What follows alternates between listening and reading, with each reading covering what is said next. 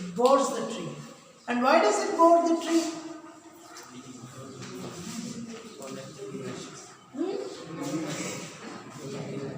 Somewhat like this, right? I don't know how to draw that. Yes?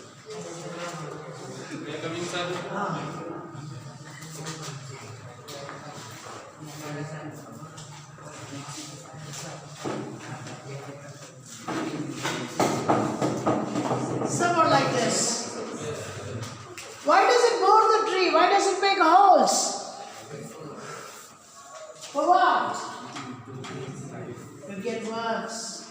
Yes or no? Sandra, why does it bore the tree? For getting worms, right? It's not exactly like a woodpecker, but imagine. Yes. Right. How many of you have heard the Nordic countries? Second question. Nordic countries. You are all good at geography? Nordic countries. बात करोगे तो गाल पे थप्पड़ देकर बात निकाल देंगे नालायक सुना बढ़िया से नहीं आना है तो घर में बैठो आ गए हो 100% प्रेजेंट अभी भी कुछ बच्चे का मतलब ये दिमाग में हम 8 में ही है we have come to class 9 and my treatment to class 9 students and 10 students is very different असली रंग दिखाएंगे तो बैठ नहीं पाओगे यहाँ Listen carefully. How many of you have heard about this word Nordic? Do you know what is Nord? Nordic comes from the word Nord. And Nord is a French word. And in English, Nord is north. Is that clear? So, if you ask your geography teacher, he or she will explain about the latitudes and longitudes. These are the longitudes and these are the latitudes. What is 0 degree latitude called? Fine. Somewhat in the middle, right? Okay. And this is the North Pole. And this is the South Pole. North Pole and South Pole. 360 degree globe. So, this is known as the polar region. Everybody knows that? This is known as the northern hemisphere. You might be knowing that. And this is known as the southern hemisphere. And then you have 23.5 degrees somewhere here. Tropic of Cancer. And then 23.5 degree here. Capricorn. Tropic of Capricorn. So, Kadak Rekha और Makkar Rekha. ऐसे कहते हैं ना? Makar Shankranti. The sun travels, right? From the northern hemisphere to the southern hemisphere. So it is called as the Makar. Now, this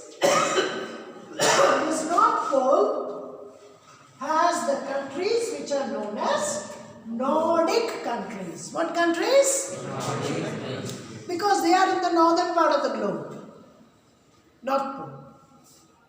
And there are 3 countries especially. Sweden, Norway and Finland.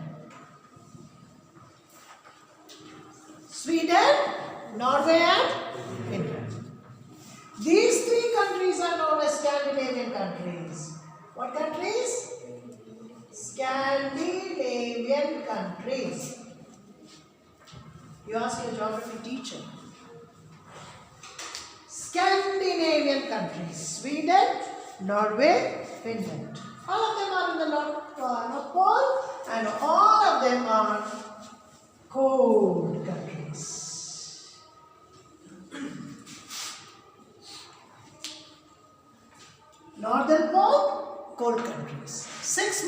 summer and 6 months winter.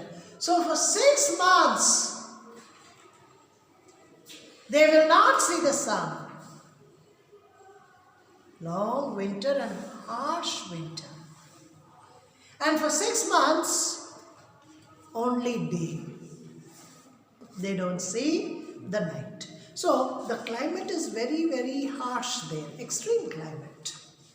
So there is a story related to this, northern countries. We are going to discuss that story today. And that is in the form of a poem, and it is a ballad as well as a legend. What is a legend? A legend. Have you heard of the word legend? Yeah. There are many legends that we hear. Legends are stories in which heroes play a great role. Maybe they fight a great battle and win the war. The legend is about that. Or after winning the battle, the hero marries a heroine. Okay, the woman of his choice, the girl of his choice. That is a legend. Some legends are found in books, some are not. Some are found in books, some are only heard. So they are written as well as oral. So you will find lots of stories even in the epics like Ramayana and Mahabharata. Legends. Any story which has a brave incident, including a battle or a war, or sometimes even killing oneself, that is known as a legend. So, if you ask your grandmother, she will be telling you some stories and they will not be found in books.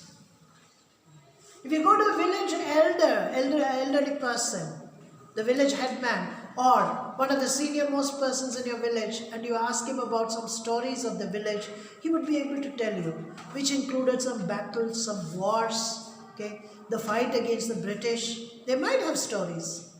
So, these stories are known as legends. They are passed from word to mouth. Your grandmother heard it, your grandmother's mother might have told her, and your great-grandmother might have told it to your grandmother's mother. So, they are laid down to us through traditions, word to mouth. They are passed by word of mouth. Many legends. So, the poem that we are going to study is a legend of Northland. It is not of the southern pole. It is not of the equatorial region. But it is of the northern countries, Nordic countries. It might have originated from one of these countries, cold countries. Now, what is this poem? What is this legend? What is a ballad?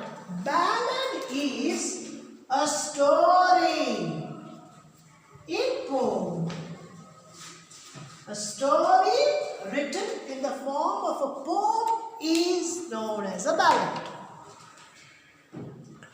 Understand? Story written in the form of a poem is known as a ballad. Now here, we are going to kind of learn a poem, okay? How many of you have heard about the word Bible? Bible. How many of you know what a Bible is? How many of you know? Put your hands up. Bible. What is a Bible? Holy Book of Christians. Holy Book of Christians. It's a fat book. It's not just a single book, it's a library. Okay. It's more than 60 books, 69 books. In some Bibles, you have some extra books as well. It's a very important book for the Christians. We get all our strength from that Bible. This Bible can be divided into two parts. One is the Old Testament. The other one is a New Testament. Old Testament and difficult to understand, right? What is an Old Testament? Testament means a kind of book. Testimony. Record. So, Jesus was born. Okay? And Christians worship Jesus. So, I put it like this. This is Jesus, right? And this is the time before Jesus, Old Testament. And this is the time after the birth of Jesus, New Testament. So Jesus divides the Bible into two books or two parts, not two books, two parts. After the birth of Jesus, his disciples wrote many accounts about Jesus. These books or these records are known as the New Testament. And that is why we say AD and BC. After the birth of Jesus is AD, that is Anno Domini. Anno Domini means, Anna means after, Domini means Christ. After the birth of Christ. BC, before Christ. Before the birth of Christ. So Jesus divides history into two. So, this New Testament is after the birth of Jesus, his life, his works, his teachings, the disciples, his disciples, and the teachings of the disciples, different places where the Christians began to increase. All these records or details can be found in New Testament.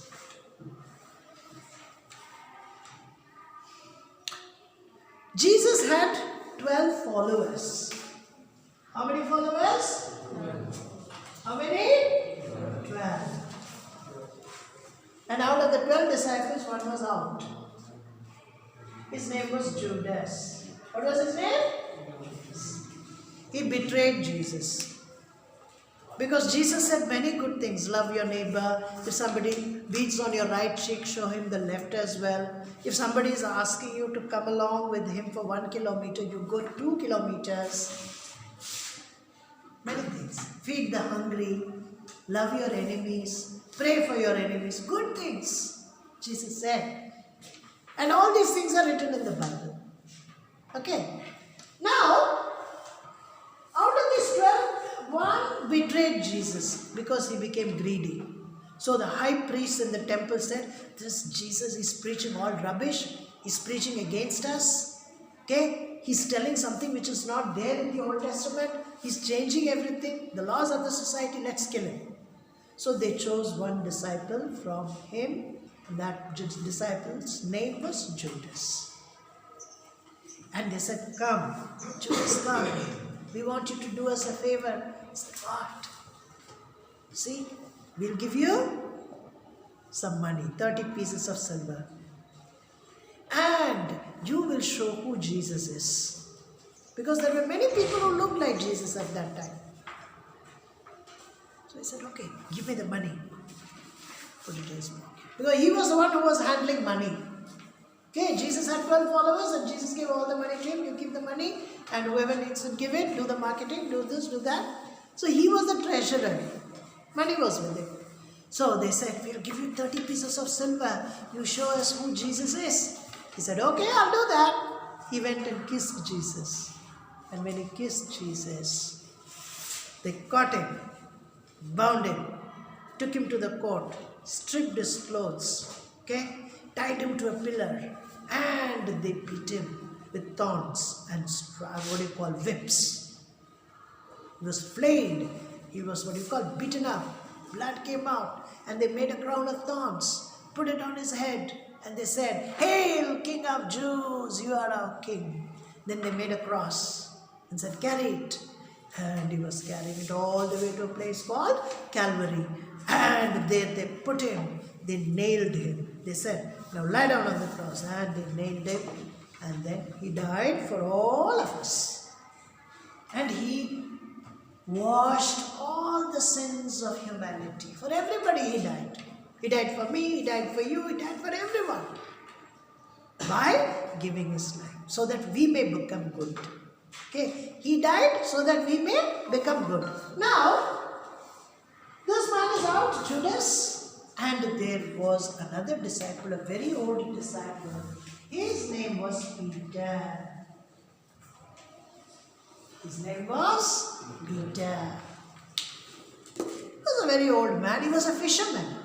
He used to catch fish and earn his living. So, after the death of Jesus, this Peter, he went to many villages, many towns, and he preached the word of God. He said, you see, Jesus died for all of us. He gave his life, shed his blood. So we must be good like him. We must love our enemies. We must do what he said. Many people said, yes, what you're saying is right. How can a God say that forgive your enemies? All gods have said, take the life of your enemy. Take revenge on the enemy. But Jesus is different. He says, no, pray for them, love them, help them. So many became Christians. That's a different story. One day, Peter, after preaching in many houses, many places, not houses, to many people, he was walking through a village. Who was walking? Saint Peter. He was walking through a village, evening time, no electricity in the village. Okay? All the cattle, they had gone home. Farmers gone to their houses from the fields. Nobody was there. He was walking alone, very tired. He was preaching, became so tired. And he felt hungry. Who felt hungry? Peter felt hungry. So, bhaiya, when you feel hungry, you eat. Yes or no? So, Peter wanted to eat something, but he had no food with him. Then he said, God, I'm feeling very hungry, feed me. And he started walking. As he walked for some time, he saw a light shining in a house, in a small cottage. In a small cottage. Okay, so let me draw a cottage for you.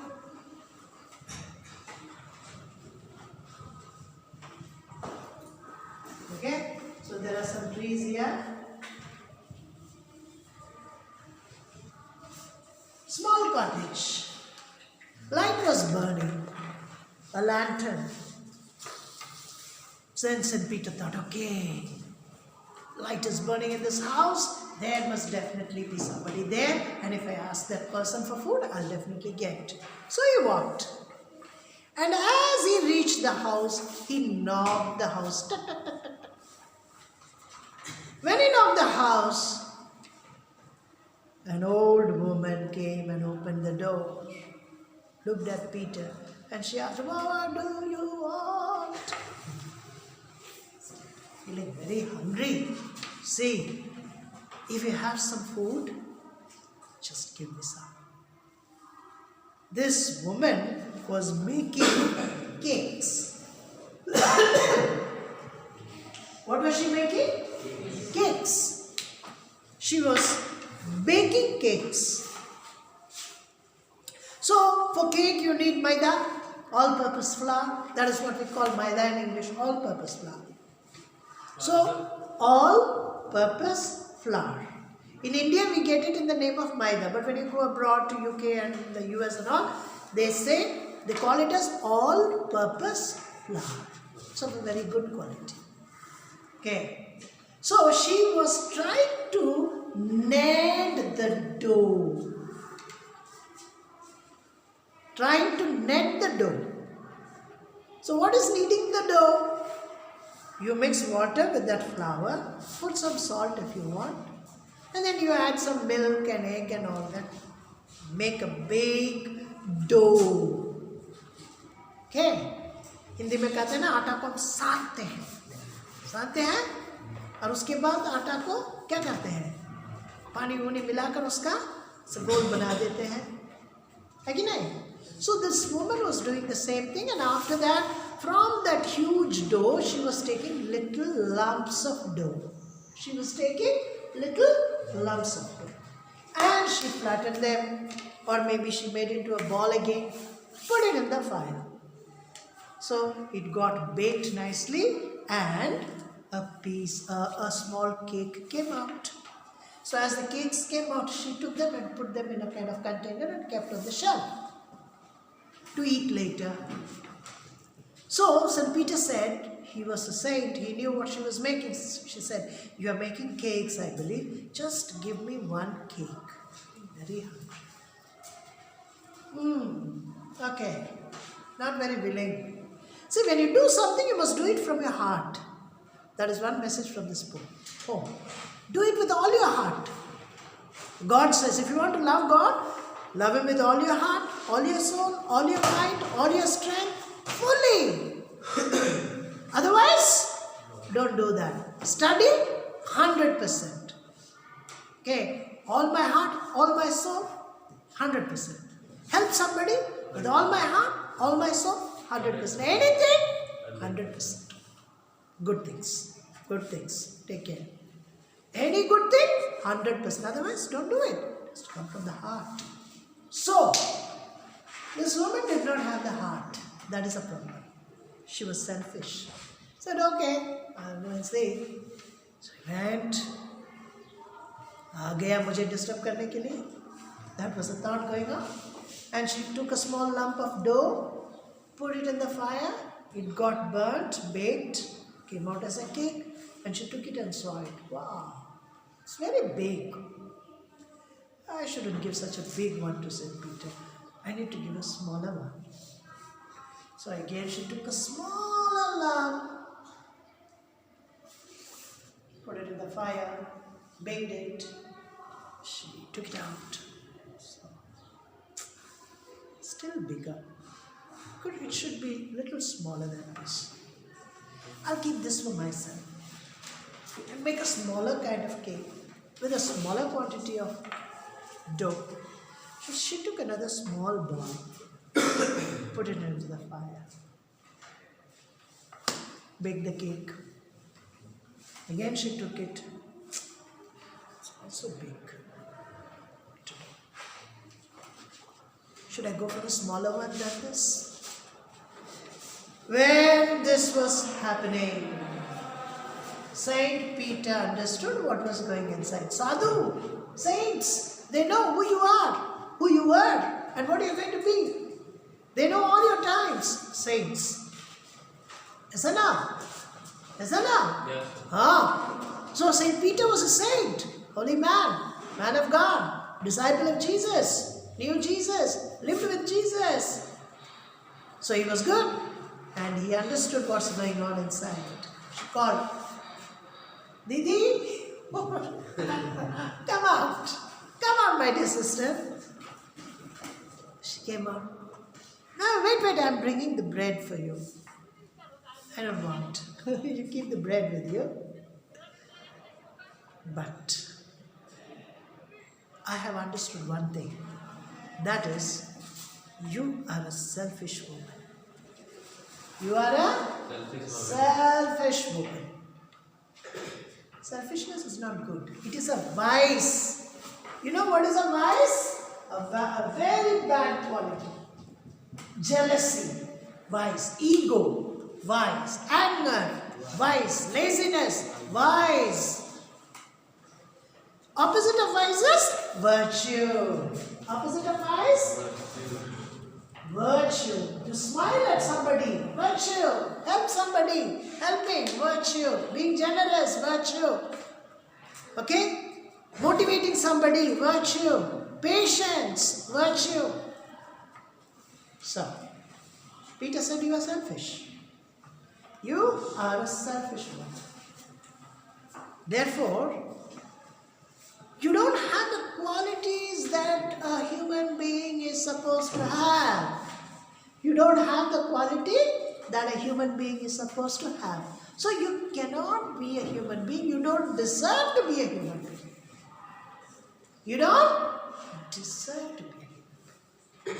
Now, it is better that you go and live in the forest.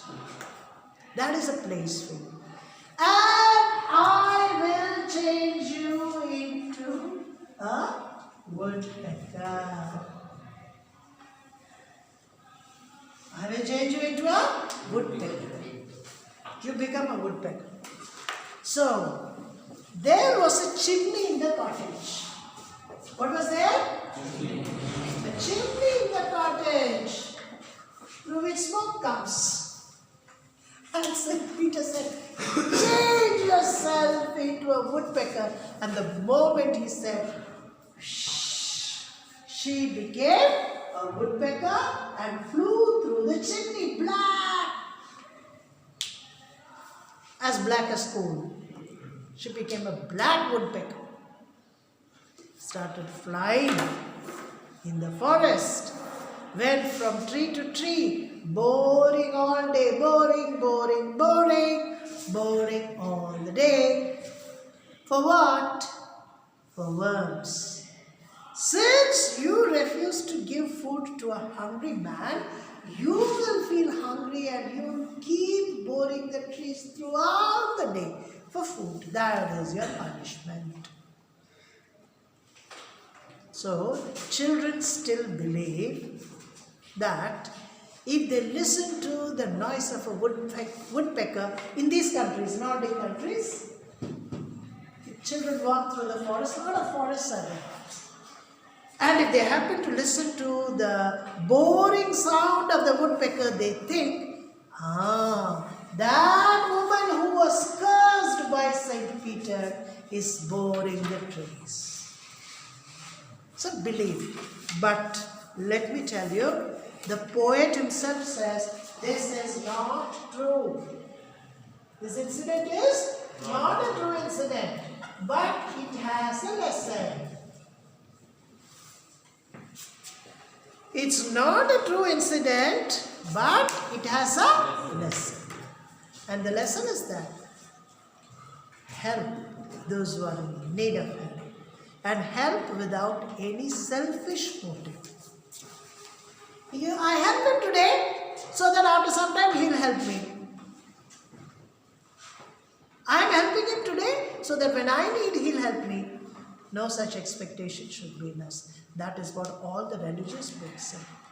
Even Jesus in one place says, if you are going to help people who are going to return your help, what is the use of helping them? Help those people, those who cannot return the help to you. Help the blind, help the lame, help the sick, help the hungry. They cannot. Help the poor, they cannot give you back. You will not get a reward in this world for that. You will get, you may get, even if you don't get, God who is in heaven will definitely give you the reward when you go to Him.